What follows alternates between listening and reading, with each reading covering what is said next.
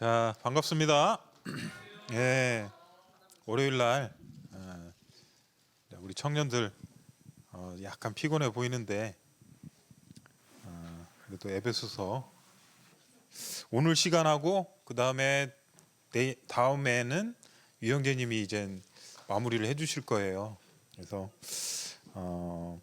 오늘은 또 듣기로 또 청년들 일부가 캠프장을 또 어두운 밤에 들어가야 하니까 오늘은 좀 내용도 좀 짧고 그래서 한 8시 반까지 한번 쉐어링까지 마치는 걸로 해보겠습니다.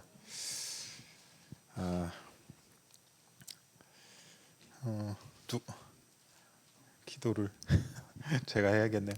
자, 기도하고 말씀 듣겠습니다. 하나님 아버지 감사합니다. 참 언제나 신실하신 주님께서 저희와 오늘도 동행하시고 저희를 보호해 주시고 또 이끌어 주시고 이렇게 예배소서 말씀에 이렇게 공부할 수 있도록 이 자리에 모이게 해주셔서 감사를 드립니다. 오늘 특별히 그리스도인의 관계 속에서 어떻게 해야 할 것인가에 대해서 성경 말씀을 배우게 될 텐데 하나님 참 이 자리에 임재해 주셔서 사람의 소리가 아니라 성령께서 저희들의 심령에 하나님의 교훈을 밝히 새겨 주시기를 원하옵니다. 부족한 제 입술을 주님께 의탁하오며 예수님의 이름으로 기도합니다. 아멘. 예, 오늘이 가장 좀 바쁜 개인적으로 회사에서 날이어가지고 조금 준비가 좀 미흡한데 그래도 오늘 말씀은 이미 우리 유영재님부터 해서 여러 번 말씀을 해가지고 말씀을 굳이 많이 안 봐도 다 알아요. 그렇기 때문에 익숙합니다. 굉장히 익숙해요. 근데 이제 말씀을 준비하는 제 입장에서는 교리를 차라리 풀어서 전하는 게 훨씬 쉽고 이게 삶에서 이렇게 하는 건 참 쉽지가 않더라고요. 실제적인 거니까 우리가 교리는 잘할 수 있어요. 하지만 그 교리를 삶에서 살아내는 건 그거는 성령의 힘으로 하면 쉬울 텐데 그게 잘 안 되는 것 같습니다. 또 그걸 배워가는 과정 중에 있고요. 그래서 이미나 들은 이야기지만 성령의 그런 음성을 한번 듣기를 바랍니다. 자, 성화의 삶 해가지고 네모 거기는 제가 한번 생각난 대로 써봤어요. 지금 부부는 성화의 삶에 대해서 이야기를 하고 있는데 알죠? 우리가 구원받고 예수님 만나기 전까지 거룩해져가는 성화의 삶을 살게 됩니다.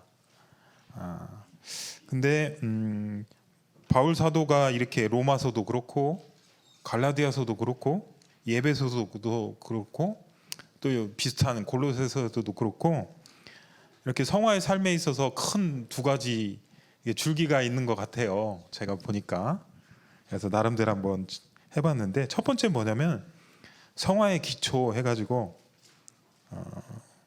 우리가 이제 예수님 믿고 구원 받았을 때 칭이라고 그러죠. 그때 이야기인데 그리스도와 연합을 통한 새 사람임을 여기서부터 출발을 해야 하는 거예요. 내가 열심히 뭐 이렇게 막 마음 잡고 이렇게 하는 게 아니라 내가 누군지 먼저 알아야죠. 그렇죠? 이미 다 알죠. 그래서 첫 번째 말씀이 로마서 6장에 있는 정말 중요한 말씀. 오늘 하루도 이 말씀을 많이 되뇌었는지 모르겠습니다. 자신을 죄에 대해서는 죽고 그리스도 예수 안에서 하나님께 대하여 산자로 여기라. 여기라고 했지만 아닌 걸 여기라는 게 아니죠.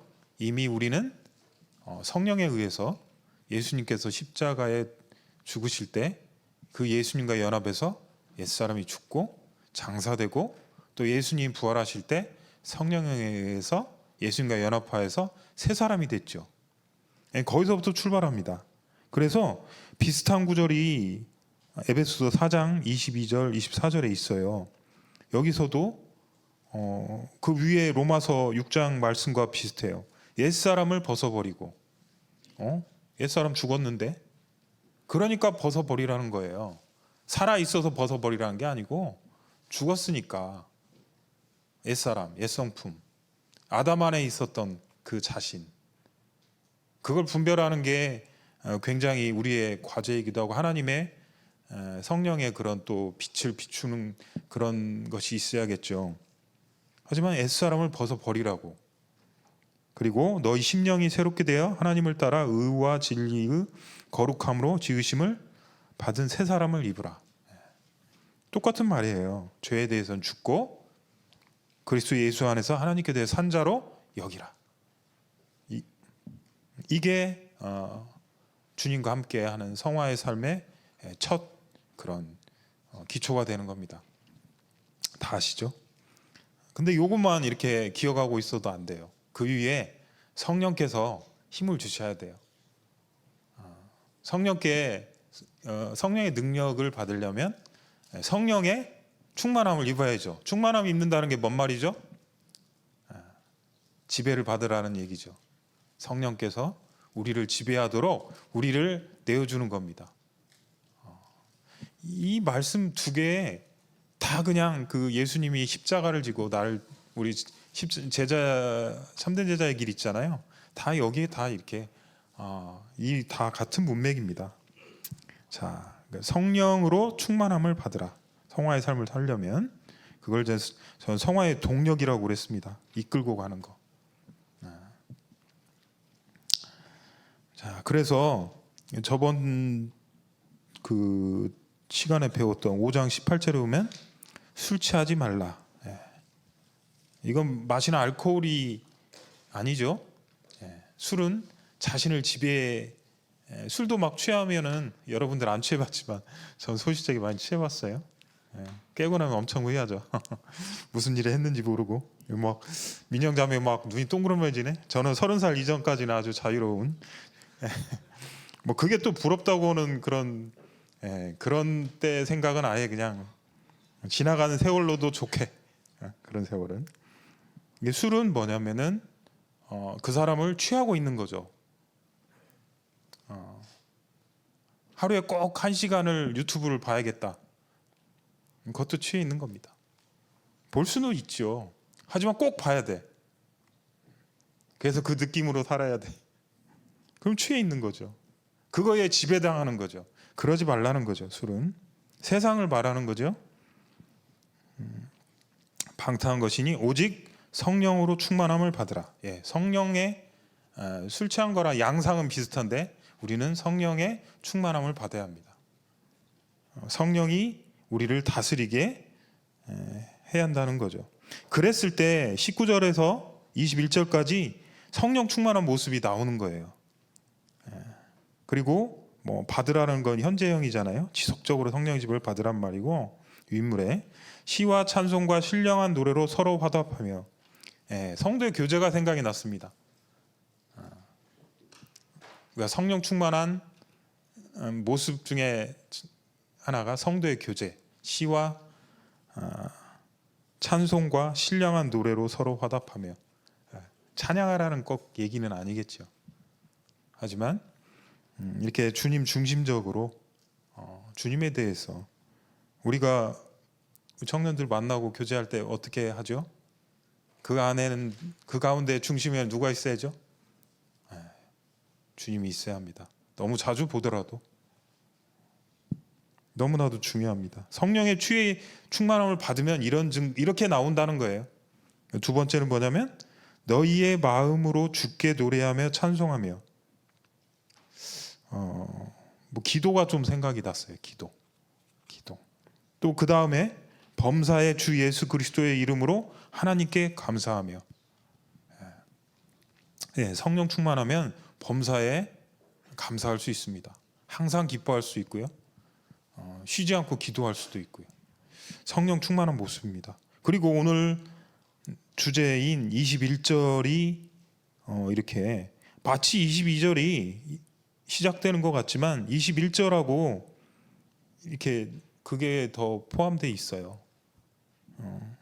제 거 이렇게 영어 성경에는 20절이 딱 떨어져 있고 21절이 밑으로 내려와 있어요. 성령 충만한 모습은 뭐냐면 그리스도를 경외함으로 피차 복종하는 거예요. 이게 성령 충만한 모습이라는 거예요.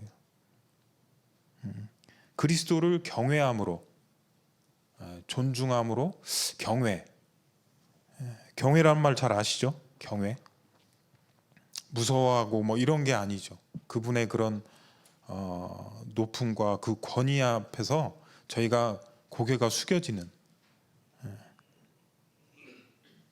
그러니까 복종을 하더라도 이게 이젠 이 복종의 그 원천이 주님에 대한 경외예요. 지금 오늘 하나님에 대한 말씀 배우잖아요. 그냥 방법론적으로 배우는 게 아니라고요. 아내는 뭐 남편에게 복종하고, 그게 아니라 그리스도를 경외함으로부터 나오는 거예요. 제가 이번에 짧게 묵상하면서 보면 저희는 항상 그래요. 저는 이제 부부잖아요. 기혼이잖아요. 여기 보니까 새내기 부부도 있고 예비 부부도 있네요. 여기 조금 대신 부부도 있고, 항상 뭐 남편에게 아내는 복종하라, 뭐 남편 아내를 사랑하라, 이 얘기 누가 몰라요? 우리 다 알지. 근데 그 앞에 꼭 빠져 있더라고. 뭐가 보니까 항상 그리스도를 통해서 그런 것들이 나오는 거더라고요. 보니까 그 말은 뭐냐면 성령 충만한 모습인 거예요. 우리가 성령 충만을 목표로 해야 하잖아요. 그죠? 그렇게 해서 제가 이제 제목을 관계 속에 그리스도인의 성령 충만한 모습이라고 한번 적었어요.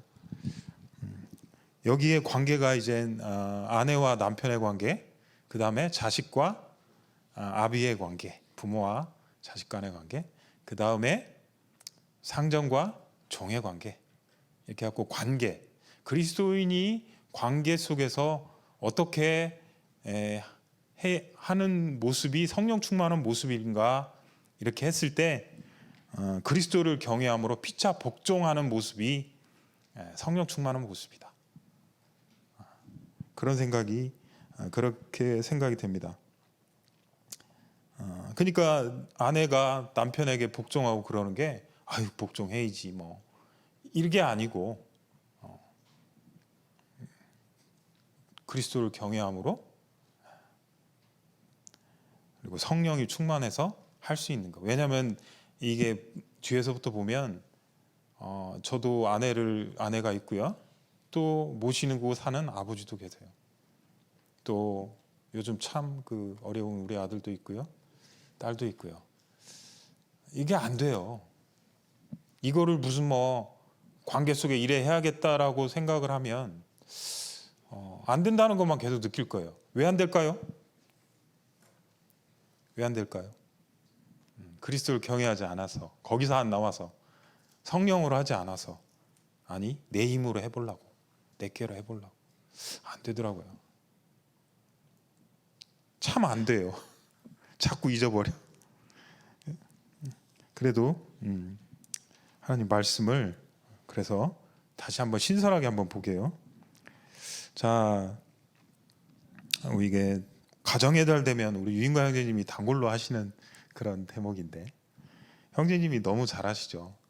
제가 감히 더 어렵더라고 이거 준비하는데. 그래서 제 수준에서 짧게 해보겠습니다.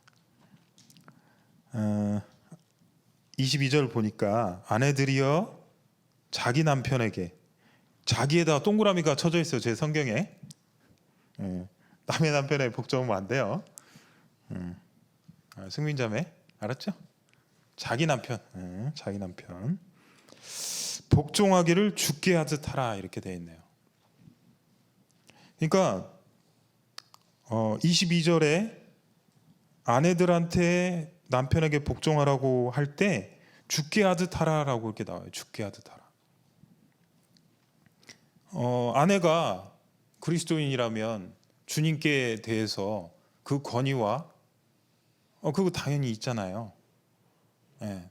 그러니까 남편한테는 그냥 사람이고 뭐 어차피 똑같은 맨날 흉엄을 보는 그런 죄인이니까 뭐 이렇게 복종을 하는데, 주님께 대한 복종은 이게 다른, 질이 다른, 이게 아니라는 거예요. 여기 보면 너 주님께 이렇게 복종하지? 설령 그렇게 안 하더라도 마음은 그렇게 먹잖아요. 근데 그것처럼 남편에게 복종하라는 얘기예요.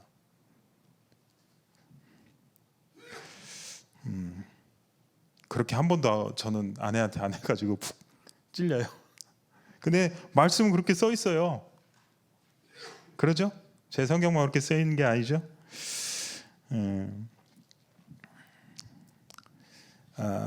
이는 남편이 아내의 머리됨이 그리스도께서 교회의 머리됨과 같음이니 그가 바로 몸의 구주시니라. 예. 유인물 보면 아내는, 여자와 남자는 본질적으로 동등하죠. 하나님이 고린도서인가요? 뭐 남자가 먼저 되지 않다. 왜냐하면 여자에게서 나왔으니까. 이러면서 같다는 얘기를 해요. 근데 질서적으로 하나님이 이렇게 질서를 두었죠. 그래서 본질적으로는 동등하나 질서적으로 남편의 권위에 복종하는 그런 위치에 하나님이 두셨습니다. 그래서 비유를 그리스도가 교회의 머리됨과 남편이 아내의 머리됨을 같은 것으로 이렇게 얘기를 해놓은 거예요. 머리가 뭡니까? 제가 옛날에는 제가 엄청 옛사람은 뭐냐면 굉장히 센치해요. 싫으면 안 해요. F. 우리 하연이가 맨날 나보고 F 그러는데, 아이고 F여 갖고 아빠는 막 이래요. 걔 앞에서는 조금 약간 낙담한 표정을 지을 수가 없어. 이제 연습이 안 될 때는 매주 우리 감사해야 하잖아요. 이게 뭐 이렇게 F들은 흥이 좀 나야 돼. 뭐가 막 의지적으로 잘 안 돼. 싫으니까 F는. 그러면 집사람이 그러는 거예요. 아내가, 자매가, 당신은 우리 집 대표니까 뭐 이렇게 얘기를 해. 나도 좀 안 하고 싶을 때도 있는데 말이야. 그런 것처럼 머리는 대표를 말합니다. 대표. 대표가 뭡니까?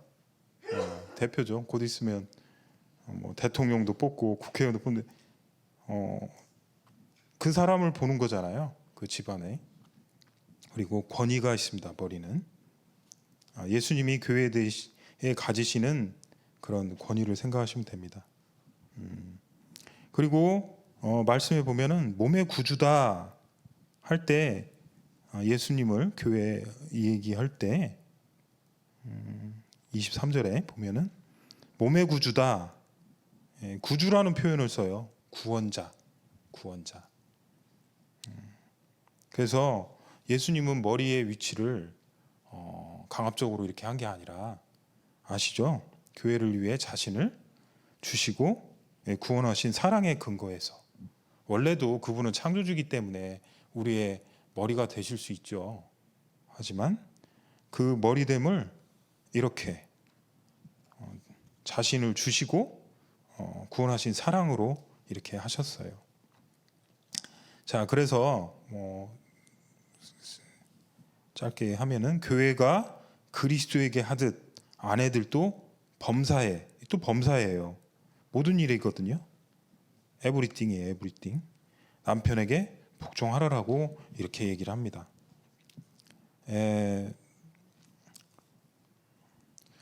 내용들이 나열적으로 많아서 넘어가겠습니다. 자, 그 다음에는 이젠 남편들아 이렇게 나옵니다. 남편들아, 아내 사랑하기를 그리스도께서 교회를 사랑하시고 그 교회를 위하여 자신을 주신같이 아내를 사랑하라. 자, 여기도 보세요. 보면 남편들의 아내에 대한 사랑의 수준이 뭡니까? 하나님 수준이에요. 정말로 사랑하지 않으면 정말 자격도 없는, 가치도 없는 우리들을 위해서 자신을 주시고 그렇게 하겠어요? 안 하는 거잖아요. 그러니까 아내와 아내들은 복종하라고 했고 남편들한테는 아내를 사랑하라고 했는데 그 수준은 주님이 교회를 사랑하셔서 자신을 주신 같은 수준인 거예요. 하나님적인 거죠, 이게 또. 그렇죠? 왜 자신을 주셨나? 그럼 나오죠. 물로 씻어 말씀으로 깨끗하게 하사 거룩해 하시고 자기 앞에 영광스러운 교회로 세우사 거룩하고 흠이 없게 하려고. 교회를 신부로, 신랑이 예수 그리스도잖아요. 신부로 그렇게 하려고. 여기서 제가 그 사랑 그거를 다 아시지만 헬라어로 아가파오라고 하는데 이거는 감정적인 사랑이 뭐 전혀 없는 건 아니지만 이게 주된 건 아니에요. 다른 사람의 유익을 위해서 이렇게 하는 이타적 사랑이에요. 들어놓으세요. 청년 형제자매님들은 결혼을 사랑해서 하는 듯 하면서 느껴져요. 그렇게 하니까 하죠. 사랑이 없으면 왜 결혼해? 막 그러잖아요. 근데 결혼하고 나면 이 아가파오를 하게 돼요. 그걸 이제 뭐 한 2년 지나면 뭐 저 뭐야 이게 저 호르몬이 다 떨어져서 그런 게 아니고 정말 이타적인 사랑을 하라고 하시는 거예요. 하나님은 사랑을 하기 위해서 결혼을 한다. 그 말도 맞는 것 같아요. 보니까.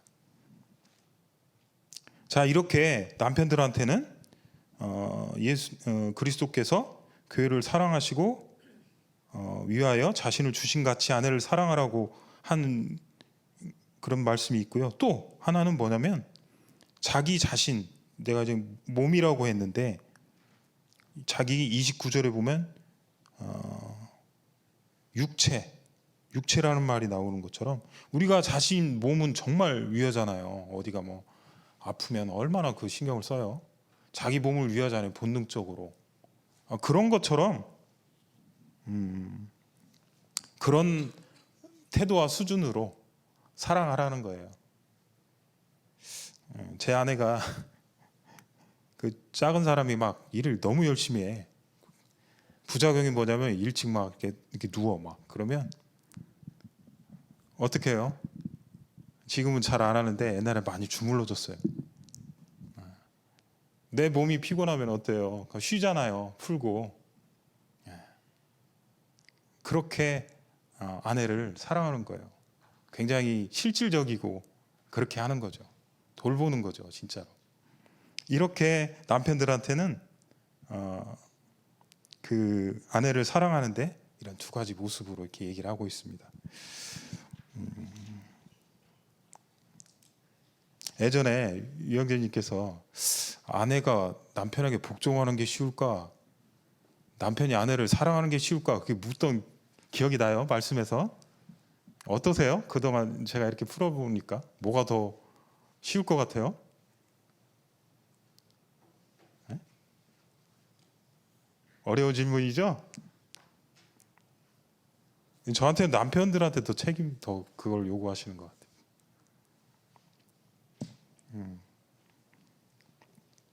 어찌됐건 교회는 불완전하지만 주님께 순종하는 거고 예수님은 완벽한 사랑을 이미 보여주셨잖아요. 조금 제 생각이에요. 제가 자, 그래서 남편과 아내는 한 몸입니다. 사람이 부모를 떠나 그의 아내와 합하여 그 둘이 한 육체가 될지니.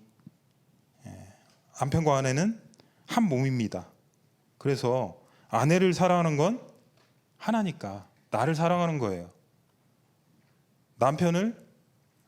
아내는 남편을 복종하고 존경해야 하거든요. 존경.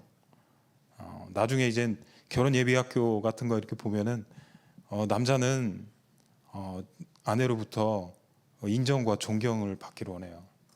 그거 안 해버리면 남자가 정말 그 뭐랄까 그냥 약점이 그냥 아내는 또 사랑 안 해주면 또 그렇게 되는 거고, 아내는 사랑받고 남편은 존경받기를 원하는 거예요. 근데 아까도 말했죠. 한 몸이니까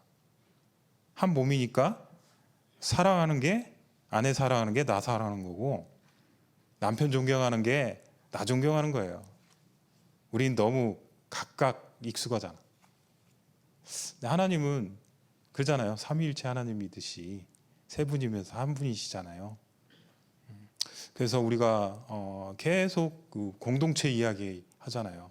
자꾸 신앙이 성숙해 갈수록 나를 자꾸 이렇게 드러내고 다른 사람과 분리하고 이런 게 아니라 큰 나, 우리, 그거에 자꾸 이렇게 가는 거예요.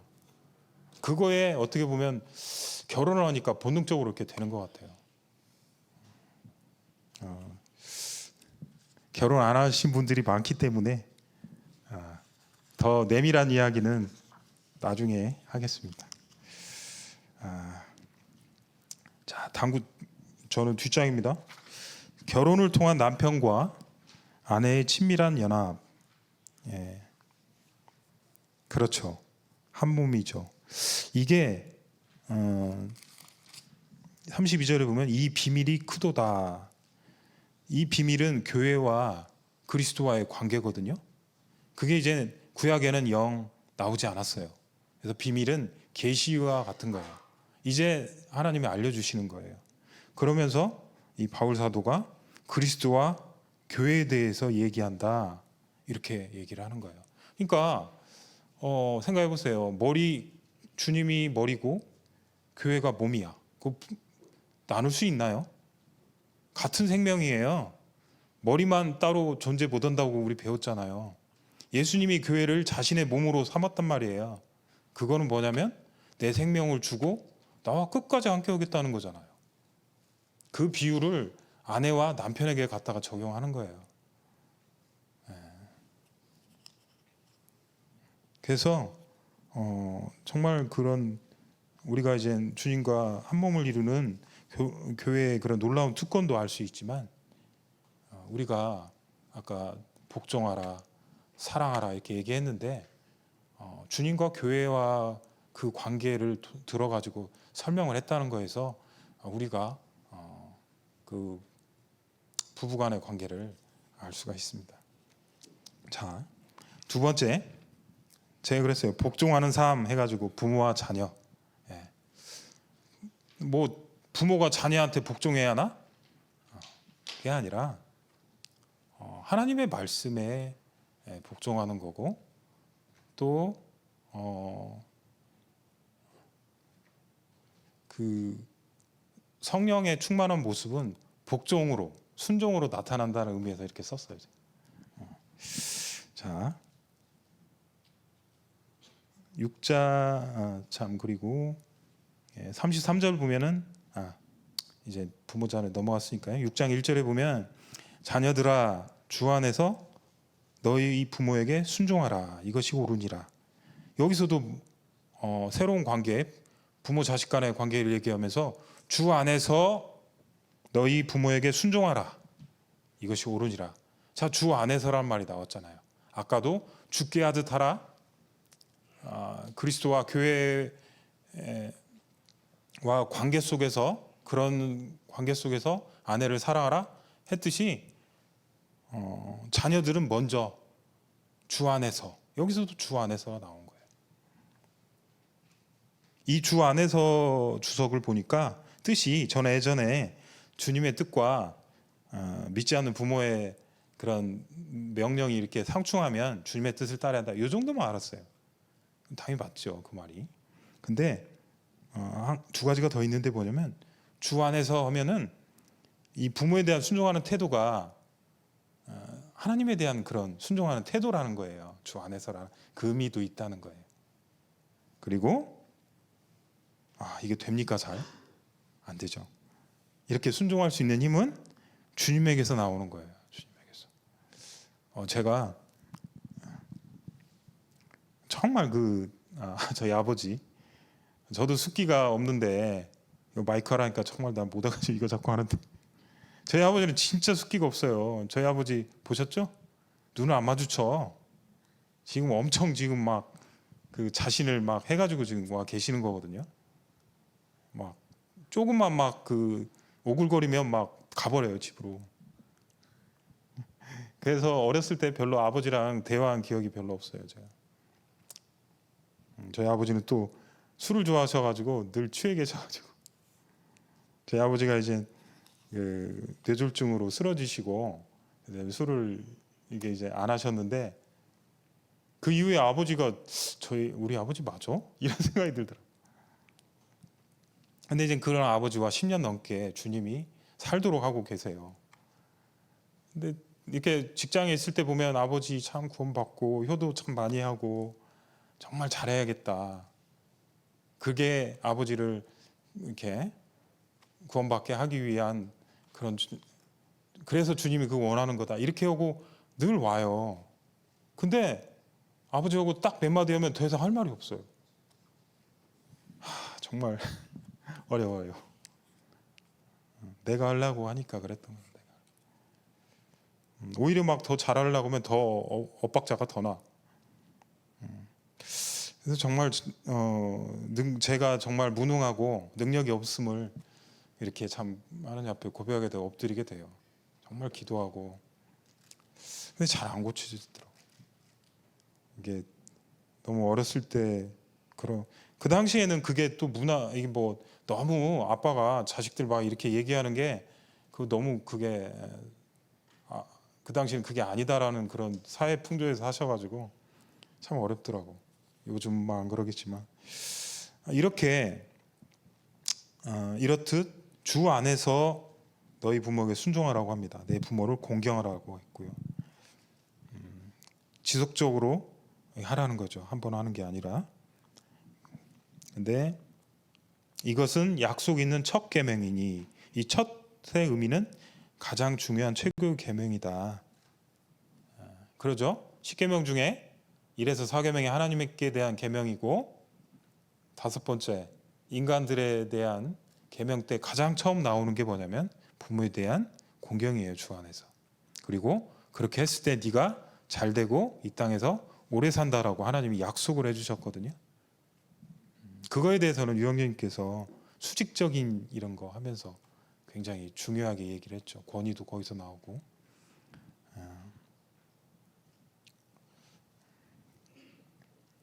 이렇듯 자녀들도 주 안에서 이렇게 순종하라고 얘기합니다. 또 아비들아 할 때는 너희 자녀를 노엽게 하지 말고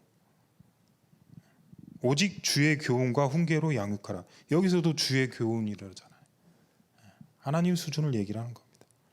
노엽게라는 말을 참 요즘 우리 하연이 의연이가 딱 그 시즌이거든요. 저 때는 뭐 사춘기 그거 별게 생각도 안 하고 갔는데 요즘은 뭐 중2병 막 이러면서 그래서 노엽게 하지 말라. 성경에는 이렇게 많이 있지 않아요. 어떻게 하라는 그게 없어. 근데 이게 특이하게 노엽게 하지 말라는 말이 나오더라고. 그래서 제가 저 들으라고 한번 써봤어요. 노엽게 하는 게 뭐냐?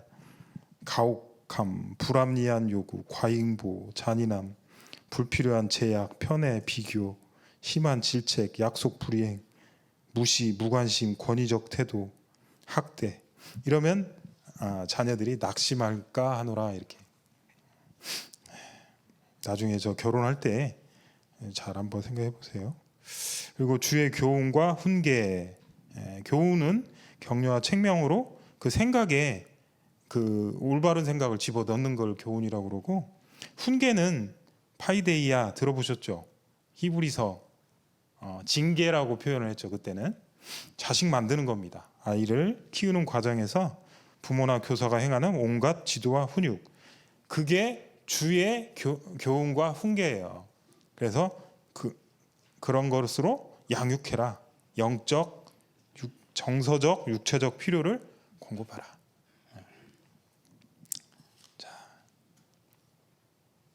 자, 세 번째, 시간이 없으니까 또 복종하는 삶 해가지고 제가 또 종과 상전의 관계를 얘기했습니다. 짧게 했습니다. 종들아, 이 당시는 로마 시대에는 종들이 심지어는 반절까지 됐다고 그래요. 종이 많았죠. 종은 평생토록 주인을 섬기는 거예요. 우리나라는 지금 종은 없지만 이때 당시 노예는 그냥 뭐 물건짝 같죠. 말보다도 카운트가 안 됐다고 그러던데, 여자랑 막 이런 거. 종의 신분은 그랬습니다. 근데 지금 같으면은 그 상황을 떨치고 나오고 뭐 그래야 하는데, 성경 말씀이 이러는 거예요. 상전에게 순종하라고 하는데, 상전에게, 주인에게 그러는 거죠. 그리스도의 종처럼 마음으로 하나님의 뜻을 행하고 기쁜 마음으로 죽게 하듯 하라. 여기서도 죽게 하듯 하라고 하는 거예요. 우리가 먹든지 마시든지 다 주를 위해 하라고 했듯이, 우리가 종과 상전의 관계가 저희가 적용할 게 무슨 지금 종은 없죠. 하지만 하나님이 이 땅에서 또 주신 권위들이 있잖아요. 저한테는 직장 상사가 있고, 저보다 나이 어린 사람이 저의 상관이에요. 그래도 이렇게 하라는 거예요. 죽게 하듯 하라는 거예요. 죽게 하듯 하라. 왜냐하면 주님은 우리의 태도를, 또 동기를 보신다는 거죠. 그리고 우리가 종이냐 또 자유인, 상전이 되죠. 그것에 상관없이 우리가 행한 선에 상을 주셔요. 평가를 한다는 거죠. 그러니까 부른 대로, 그 말씀이 있죠. 부르신 그대로 있으라고. 거기서 결국은 하나님께서 허락하신 그 자리에서 선을 행하면 이 땅에서는 종으로 그렇게 그런 식으로 살 수는 있지만, 하지만 하나님 앞에서 그렇게 하나님 말씀에 순종했을 때 그거에 대해서, 선행에 대해서 하나님이 나중에 평가하신다는 거예요. 이게 많은 것을 저희들한테 보여준다고 생각을 합니다. 또 상전들아, 상전들에게도 얘기해요. 너희도 그들에게 이와 같이 하고, 이게 이제 대명사 같이 이렇게 나왔는데, 같은 마음으로 그렇게 하라는 거예요. 주님께 하듯이 상전들도. 그 당시 상전인 그리스도인이 있을 거잖아요. 또 그리스도인 종만 있는 게 아니고, 상전들도 하나님 앞에서 그 종들에게 그렇게 하라는 거예요. 죽게 하듯 하라는 거예요. 그리고 하나 더, 위협을 그치라. 그 당시 주인들은 노예를 아주 그냥 쉽게 죽일 수 있었죠. 해할 수도 있었고 때릴 수도 있었고, 그런데 그걸 그치라고 했습니다. 왜냐하면 너와 그 종의 상전이 하늘에 계시고, 하나님 꼭 평가할 때 이 말씀이 나오세요. 다른 성경에도 나오거든요. 하나님은 외모로 취하시지 않는다. 하나님은 우리의 동기와 우리의 중심을 보시죠. 어떤 마음으로 했는지 다 아시죠. 그걸 가지고 사람을 평가하는 거예요. 우리가 사회생활도 하고 학교에도 있고 여러 가지 모양으로 살아가는데, 이 주님 앞에서 또 하나님의 주님을 기쁘게 하기 위해서 그렇게 하는 선한 행실은 하나님께서 평가를 한다는 거죠. 그리고 그것만이 또 영원한 것이고, 그게 우리가 가지고 가는 거고, 그렇다는 거죠. 자, 그래서 별딱지 하나 쳤습니다. 최종 말씀인데, 그리스도인의 관계 속에서 모습은 뭐냐? 하나님 앞에서 해야 한다는 거예요. 그리고 아까도 말했지만, 저희가 세 가지 그런 관계를 봤지만, 이거는 성령의 그런 지배 아래 성령의 능력으로 해야 돼요. 그래야 된다는 거죠. 저희의 그런 열심이나 저희의 가진 걸로 이런 게 아니에요. 왜냐하면 그렇게 해봤자 자기 자랑만 나올 거니까. 그걸 하나님이 받지 않으시죠. 성령의 능력으로. 또 동기가 주님이 나를 구원하시는 그 은혜가 동기가 돼서 복음이 내 인격에 다 들어와 있어야죠. 외모로 사람을 평가하지 않고. 아까 뭐 상전에게 할 때 눈가림만 하고 막 사랑 있을 때만 하고, 이거 하나님 없이 하는 태도잖아요. 하나님이 여기만 계신 게 아니잖아요. 우리 삶 모든 순간 그 곳곳에 다 계시잖아요. 하나님은 거기 모든 그런 상황, 장소, 순간 하나님 앞에서 행동하기를 원하는 거예요. 그리고 죽게 하듯 복종하라.